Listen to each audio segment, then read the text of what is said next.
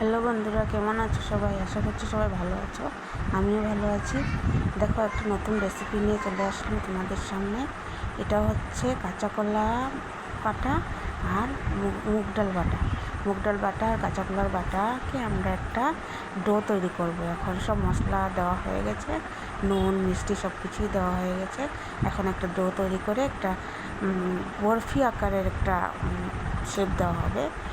এই দেখো, শেপ দেওয়া হয়ে গেছে। এখন তেলে দেওয়া হলো এলাচ, লবঙ্গ, দারচিনি ফোড়ন, তারপরে দেওয়া হবে গুঁড়ো মশলা, তারপর দেওয়া হবে কাজু বাটা আর আদা বাটা। এসব দিয়ে মশলাকে একটু ভালো করে কষিয়ে নেব। তারপর দিয়ে দেওয়া হবে মশলাটার মধ্যে দেওয়া হবে আলু যেটা নাকি সিদ্ধ করে ভেজে রাখা হয়েছিল। ভেজে দিয়ে দিলাম আলু। এখন আলুটাকে ভালো করে কষিয়ে নেওয়া হবে।